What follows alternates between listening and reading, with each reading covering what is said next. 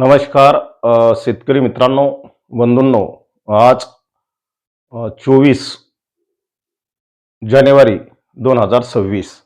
मित्रांनो, उद्या 25, परवा 26 आणि 27, पुढील 3 दिवसामध्ये, येणाऱ्या 3 दिवसामध्ये राज्यामध्ये उत्तरेकडील वातावरणाचा परिणाम म्हणून राज्यात महाराष्ट्रात कशा पद्धतीने हवामान असेल, त्या संदर्भातली माहिती आपण पाहणार आहोत. त्यामुळे व्हिडिओ शेवटपर्यंत पहा, आपले मित्र परिवार यामध्ये जोडा, फॉलो करा, शेअर करा. मित्रांनो, उत्तरेकडे स्ट्रॉंग WD पहिल्यांदाच आलेला आहे.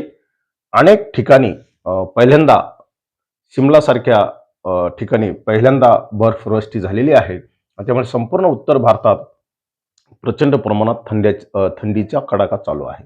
याचा परिणाम मित्रांनो पावसाच्या रूपात, गारपिटीच्या रूपात आणि बर्फवृष्टीच्या रूपात हा आपल्या संपूर्ण उत्तर भारतात जाणवत आहे. त्याचा परिणाम म्हणून राज्यात सुद्धा मित्रांनो थंडीची वाढ थोडीशी झालेली आहे आणि ढगाळ वातावरण सुद्धा राज्यात तयार झालेले आहे. त्या संदर्भातली माहिती आपण पाहू.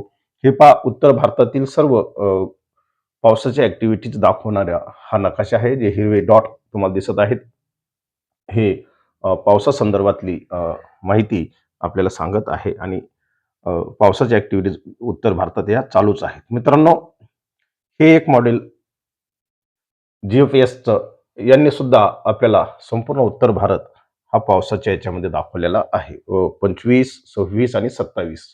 तर मित्रांनो, या सर्व गोष्टीचा परिणाम महाराष्ट्रावर सुद्धा होणार आहे.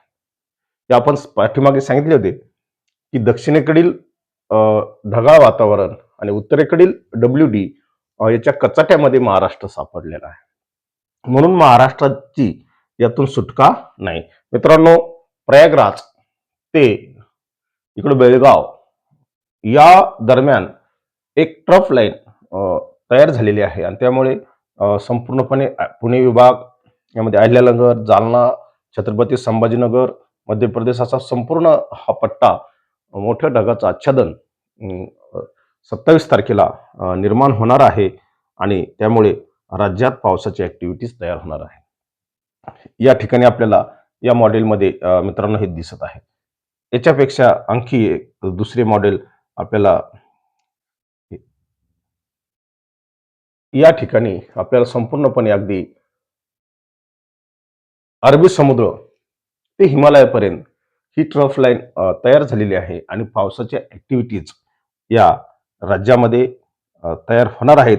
मित्रांनो, विशेषतः 27 तारखेला राज्यात कशा पद्धतीचे हवामान असेल त्याचं विश्लेषण करणारा हा नकाशा आहे. बेळगाव कर्नाटकमधील संपूर्ण घाटावर मित्रांनो पाऊस असणार आहे मध्य महाराष्ट्राचा. त्यानंतर जालना आहे, अहिल्यानगर आहे, सोलापूर आहे, धाराशिव आहे, लातूर आहे, छत्रपती संभाजीनगर, नागपूर, अगदी मित्रांनो प्रयागराजपर्यंत. प्रयागराज यापासून संपूर्ण पट्टा हा ढगाचं आच्छादन असणार आहे आणि महाराष्ट्रात पावसाच्या ऍक्टिव्हिटीज मित्रांनो 27 तारखेला बहुतांश ठिकाणी होण्याची शक्यता आहे. परंतु फार मोठा पाऊस मित्रांनो नसेल. पाऊस असेल जरूर, परंतु अगदी ज्याला आपण मोठा पाऊस म्हणू, पिकांची हानी करणारा असा पाऊस नाही. आणि मित्रांनो, या सर्व गोष्टीचा परिणाम उत्तरेकडील साईडला राज्याच्या काही प्रमाणात गारपिटीची सुद्धा शक्यता उद्भवू शकते. गारपीट सुद्धा आपल्याला नाकारता येणार नाही. त्यामुळे या सर्व गोष्टी विचारात घेता राज्यात आता पाऊस होईल यात कुठेही आता दुमत नाही. अगदी हे होणार आहे.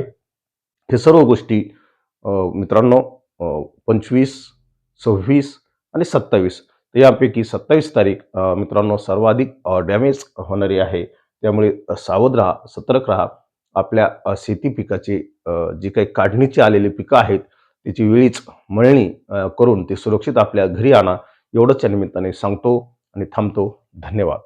जय हिंद, जय महाराष्ट्र.